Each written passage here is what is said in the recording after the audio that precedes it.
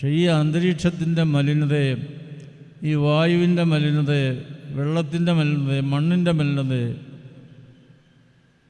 ശുദ്ധീകരിക്കുവാൻ തക്കവണ്ണം പരിശുദ്ധന്മാരുടെ സാന്നിധ്യം, അവരുടെ പ്രാർത്ഥനയുടെ സൗരഭ്യം, നമ്മുടെ പ്രാർത്ഥനയുടെ സൗരഭ്യം, പ്രാർത്ഥനയ്ക്ക് സൗരഭ്യം ഉണ്ടോ എന്നിപ്പോൾ ചിന്തിക്കണം.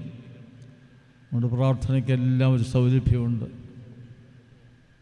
അത് പിതാക്കന്മാരെഴുതിയ എല്ലാ അക്ഷരങ്ങളിലും എല്ലാ വാക്കുകളിലും അതിന് സൗരഭ്യമുണ്ട്. അത് സ്വാർത്ഥതയ്ക്ക് വേണ്ടിയൊക്കെ ചെയ്യുമ്പോഴാണ് അതിന് സൗരഭ്യം ഇല്ലാതെ പോകുന്നത്. പക്ഷേ ആ വാചകങ്ങൾക്കെല്ലാം സൗരഭ്യമുണ്ട്. അത് വിശുദ്ധ കുർബാനയിൽ ഇതിന് ഏറ്റവും കൂടുതൽ. സാധാരണ പ്രാർത്ഥനകൾ അല്പം വ്യത്യാസമുണ്ട്. അപ്പം നമ്മുടെ ആരാധനയിലും പ്രാർത്ഥനയിലും എല്ലാം ഒരു സൗരഭ്യം നിറയുന്നുണ്ട്. അതിൻ്റെ ഒരു പ്രതീകമാണ് നമ്മൾ ധൂപം അർപ്പിക്കുന്നുണ്ട്. ഈ പള്ളി ആരംഭിച്ച മുതൽ, പ്രാർത്ഥിക്കാൻ തുടങ്ങിയപ്പോൾ മുതൽ ഈ ഭൂമിയിൽ കിട്ടാവുന്നതിലേക്കും വലിയ സൗരഭ്യ വസ്തുക്കൾ ഉപയോഗിച്ചാണ്, കുന്തിരിക്കം അതുപോലെ സുഗന്ധദ്രവ്യങ്ങൾ ഉപയോഗിച്ച് ഈ പ്രാർത്ഥനയിൽ നമ്മളിങ്ങനെ സംബന്ധിക്കുന്നു. അപ്പോൾ അതൊരു സിമ്പലാണ്, അല്ലെങ്കിൽ ഒരു പ്രതീകമാണ്. അങ്ങനെ ആരാധന ഒത്തിരി പ്രതീകങ്ങളുണ്ട്. ഇതൊന്ന് മാത്രം ഞാൻ ഓർമ്മിപ്പിക്കുകയാണ്. ധൂപക്കുറ്റിയിൽ കുന്തിരിക്ക വിട്ട് അതിങ്ങനെ ഓരോരോ പ്രധാന സന്ദർഭങ്ങളിൽ അതിൻ്റെ പുക കൊണ്ട് ഇവിടെ നിറയുന്നു, അത് അന്തരീക്ഷത്തിലേക്ക് പോകുന്നു. അതൊരു വലിയ സൗരഭ്യം ഈ അന്തരീക്ഷത്തിലുണ്ടാകുന്നു. കർത്താവിൻ്റെ സാന്നിധ്യം കൊണ്ടുണ്ടാകുന്ന പരിമളം എത്രയേറെയാണ്. അത് ഇവിടെ രഹസ്യ പ്രാർത്ഥനയിൽ വളരെ പ്രത്യേകമായിട്ട് പറഞ്ഞു. ഞങ്ങളൊക്കെ ഒരുക്കൽ ശുശ്രൂഷയിൽ അത് ചൊല്ലാറുണ്ട്. അതിപ്രകാരമാണ്: ലോക സൃഷ്ടാവും സൃഷ്ടികളെ ക്രമീകരിക്കുന്നതിനുമായുള്ളവേ, അവിടുത്തെ സൗരഭ്യം കൊണ്ട് ഇത് നിറയ്ക്കണമെന്ന് പ്രാർത്ഥിക്കുന്നുണ്ട്. അത് പ്രകാരമാണ്. മുഴുവൻ വാചകം ഞാൻ ഓർക്കുന്നില്ലെങ്കിലും പറയാം. ലോക സൃഷ്ടാവും സൃഷ്ടികളെ ക്രമീകരിക്കുന്നതിനുമായുള്ളവേ, മറിയാമെന്ന വരണ്ട ഭൂമിയിൽ നിന്ന് മുളച്ചു വളർന്ന് ഈ ഭൂമിയിലെ ദുർഗന്ധത്തെ അകറ്റുന്ന സൗരഭ്യമായുള്ളവേ, നിന്നെ ഞങ്ങൾ സ്തുതിച്ച് സ്തോത്രം ചെയ്ത് വന്ദിക്കുന്നു. കർത്താവിൻ്റെ സൗരഭ്യം അത്രയേറെയാണല്ലോ. നമുക്കത്രയില്ല. കാരണം നമ്മൾ നന്മയും തിന്മയും ചെയ്യുന്നവരാണ്. കർത്താവ് നന്മ മാത്രമേ ചെയ്യത്തുള്ളൂ. അപ്പോൾ അതിന് സൗരഭ്യം കൂടുതലുണ്ട്. പരിശുദ്ധന്മാർക്കും സൗരഭ്യം കൂടുതലുണ്ട്. നമുക്കത്രയുമില്ല. അത്രയും ആകാൻ നമ്മളെക്കൊണ്ട് കഴിയും, പക്ഷേ ആകാൻ പറ്റുന്നില്ല. ഈ പരിശുദ്ധന്മാരെക്കുറിച്ച് ഒരു വാചകം കൂടി അതിനോട് ചേർത്ത് പറയട്ടെ. എങ്ങനെയാണ് പരിശുദ്ധന്മാരുണ്ടാകുന്നത്? ഗ്യൂറിയസ് ആണെങ്കിൽ ഒരു ചെറുപ്പക്കാരന്, പട്ടാളക്കാരൻ, ചെറുപ്പക്കാരന് 18-19 വയസ്സ്, കർത്താവിനെ സാക്ഷിക്കുവാനായിട്ട് ഒരുങ്ങി ഇറങ്ങിയതാണ്. തോക്കൊക്കെ കയ്യിലുണ്ട്, പട്ടാള കുപ്പായമുണ്ട്, എല്ലാം ഉണ്ട്. പക്ഷെ കർത്താവിനെ സാക്ഷിക്കുക എന്നുള്ളതാണ് വലിയ ദൗത്യം. ഏത് പ്രതിസന്ധി വന്നാലും കർത്താവിനെ സാക്ഷിക്കുക. അതിനെ പിൻപറ്റിയാണ് നമ്മൾ ഇങ്ങനെ നിൽക്കുന്നത്, കർത്താവിനെ സാക്ഷിക്കാനായിട്ട്. അത് ഏത് പരിധി വരെ കഴിയുന്നു എന്നുള്ളത് ചിന്തിക്കണം. അപ്പോൾ കർത്താവിനെ സാക്ഷിക്കുന്ന ഈ വലിയ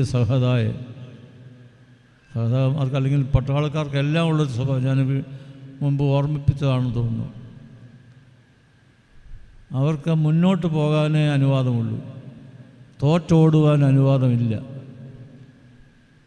അപ്പോൾ മുന്നോട്ട് പോകുമ്പോൾ ചില പുഴകളും അരുവികളും ഒക്കെ കാണും. അവിടെ കടക്കാൻ പ്രയാസമാണ്. അപ്പോൾ അവിടെ ചെറിയ താൽക്കാലിക പാലമൊക്കെ ഉണ്ടാക്കും. അത് അവിടെ കിട്ടുന്ന കാട്ടുകമ്പോ വല്ലതും ഉപയോഗിച്ചായിരിക്കും. അത് പാലം ഉണ്ടാക്കി അപ്പുറം കിടക്കും. ഉടനെ ചെയ്യുന്നത് എന്താണെന്ന് ചോദിച്ചാൽ ആ പാലം കത്തിച്ച് കളയും. എന്തിനാ? പുറകോട്ട് പോകാൻ കഴിയരുത്. ഒരു കാരണവശാലും പുറകോട്ട് പോകാൻ ചിന്തിക്കരുത്. മുൻപോട്ട് തന്നെ പോകണം. അങ്ങനെയാണ് ഇംഗ്ലീഷ് ഭാഷയിലൊരു ശൈലി ഉണ്ടായിട്ടുണ്ട്. To burn the bridge behind, പുറകിലത്തെ പാലം കത്തിച്ച് കളയുക ക്രിസ്തീയ ജീവിതത്തിൻ്റെ ഏറ്റവും ആവശ്യമുള്ളതാണ്. ഒത്തിരി പ്രയാസങ്ങളും പ്രതിസന്ധികളും ഒക്കെ ഉണ്ടാകും, രോഗങ്ങളും ദുഃഖങ്ങളും ഒക്കെ ഉണ്ടാകും. പക്ഷേ അതിനെയെല്ലാം അതിജീവിച്ച് ദൈവത്തിൽ ആശ്രയിച്ച് ദൈവത്തിൻ്റെ കൈപിടിച്ച് പരിശുദ്ധന്മാരുടെ കൈപിടിച്ച് മുന്നോട്ട് പോവുക. പട്ടാളക്കാരൻ നമുക്ക് ഗീർഗീസാദ തരുന്നുണ്ട്. ആ സാന്നിധ്യത്തിൻ്റെ ഒരു സുരക്ഷിതത്വം കൂടി നമുക്കുണ്ട്. ഞാൻ നേരത്തെ ഓർമ്മിപ്പിച്ചതാണ്.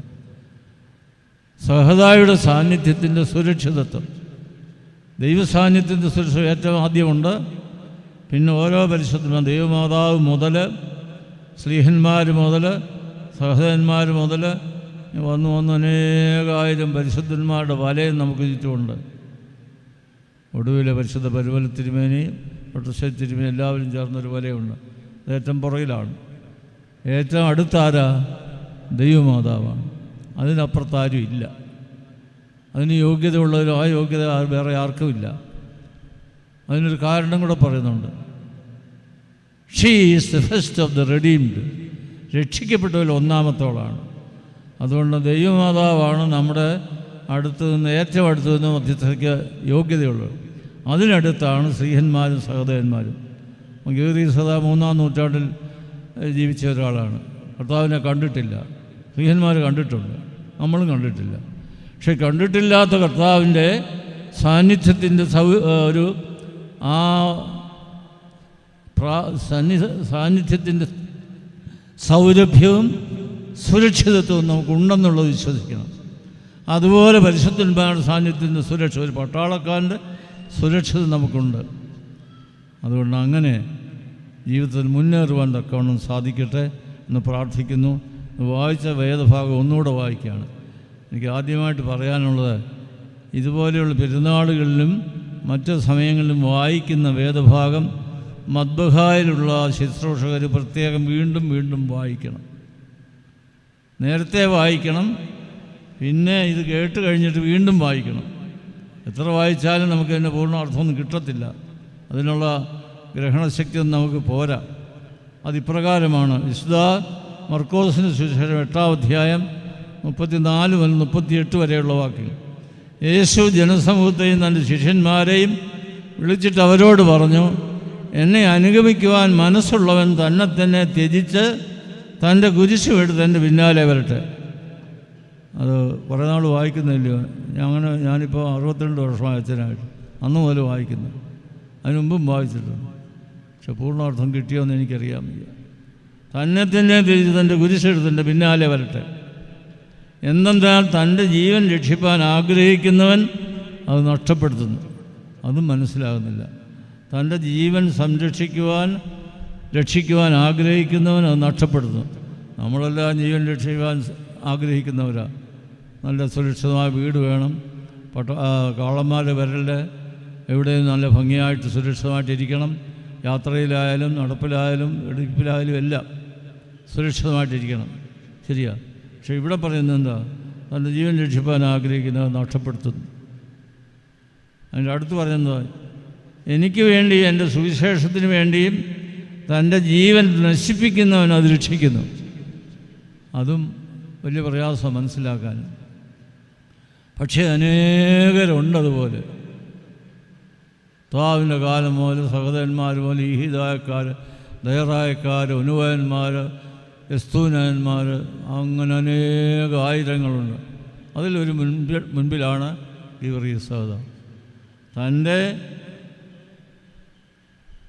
ജീവൻ എൻ്റെ സുവിശേഷത്തിന് വേണ്ടിയും എനിക്ക് വേണ്ടിയും എൻ്റെ സുവിശേഷത്തിന് വേണ്ടിയും തൻ്റെ ജീവൻ നശിപ്പിക്കുന്നവൻ അത് രക്ഷിക്കുന്നു. തൻ്റെ ജീവൻ നശിപ്പിച്ചവനാണ് സഹദാ.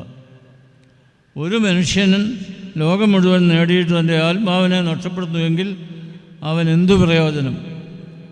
അല്ലെങ്കിൽ മനുഷ്യൻ തൻ്റെ ആത്മാവിന് പകരം എന്താണ് കൊടുക്കുക? എന്തെന്നാൽ പാപവും വ്യഭിചാരമുള്ള ഈ വംശത്തിൽ ഒരുവൻ എന്നെക്കുറിച്ച് എൻ്റെ വചനങ്ങളെക്കുറിച്ച് ലജ്ജിച്ചാൽ മനുഷ്യപുത്രൻ തൻ്റെ പരിശുദ്ധ മാലാഖമാരോടുകൂടി പിതാവിൻ്റെ മഹത്വത്തിൽ വരുമ്പോൾ അവനെക്കുറിച്ചും ലജ്ജിക്കും. അങ്ങനെ നമ്മളെക്കുറിച്ച് ലജ്ജിക്കാതിരിക്കുവാൻ തക്കവണ്ണം സഹദായുടെ കൈപിടിച്ച് ദൈവസന്നിധിയിലേക്ക് യാത്ര ചെയ്യുവാൻ നമുക്കൊന്ന് സാധിക്കട്ടെ. അങ്ങനെയുള്ള അനേക പരിശുദ്ധന്മാരുണ്ട്. പരിശുദ്ധന്മാരുണ്ടാകുന്ന എങ്ങനെയാണ്? ഞാൻ ഒരു വാക്കൂടെ വീണ്ടും പറയുകയാണ്. Jesus Christ lives in them again and again. കർത്താവിൻ്റെ നന്മകൾ മുഴുവൻ, കർത്താവിൻ്റെ സ്നേഹം മുഴുവൻ, കർത്താവിൻ്റെ ക്ഷമ മുഴുവൻ ആ പരിശുദ്ധന്മാരിൽ വീണ്ടും വീണ്ടും വീണ്ടും ജീവിക്കുന്നു എന്നുള്ളതാണ്. കർത്താവിൻ്റെ നന്മയെല്ലാം അങ്ങനെ വീണ്ടും വീണ്ടും വരുമ്പോൾ അവർ പടിപടിയായി ഉയർന്ന് പരിശുദ്ധന്മാരാകുന്നു. അല്ലാത്തടത്ത് അതാകുന്നില്ല, നമ്മളുടെ അതാകുന്നില്ല. പക്ഷേ ദൈവത്തിൻ്റെ പരിശുദ്ധാത്മാവ് നമ്മളില്ലെന്ന് പറയാനൊക്കത്തില്ല. ഉണ്ടെല്ലാം തന്നിട്ടുണ്ട്. അതിനെ വളർത്തിയെടുത്ത് നന്മ കൊണ്ട് നിറയുവാൻ, നന്മ ചെയ്ത് ഈ ലോകത്തിന് സന്ദേശം നൽകുവാൻ തക്കവണ്ണം ഈ പെരുന്നാളിൻ്റെ ശുശ്രൂഷകളെല്ലാം ഉതകട്ടെ എന്ന് പ്രാർത്ഥിക്കുന്നു. ഒരുപാട് പരിപാടികളുണ്ട്, എണ്ണിയാൽ തീരാത്തവണ്ണുള്ള കാര്യങ്ങൾ. പക്ഷേ ഈ ലക്ഷ്യമുണ്ടായിരിക്കണം. ദൈവ സാന്നിധ്യബോധത്തോടു കൂടി, സഹദായുടെ സാന്നിധ്യബോധത്തോടു കൂടി ആ സുരക്ഷിതത്വം സ്വീകരിച്ച് ക്രിസ്തീയ ജീവിതം പൂർണ്ണമാക്കുവാൻ തക്കവണ്ണം ദൈവം വരാൻ സഹായിക്കട്ടെ. എല്ലാവരെയും സമൃദ്ധിയായി അനുഗ്രഹിക്കട്ടെ എന്ന് പ്രാർത്ഥിച്ചുകൊണ്ട് എൻ്റെ വാക്ക് നിർത്തുന്നു.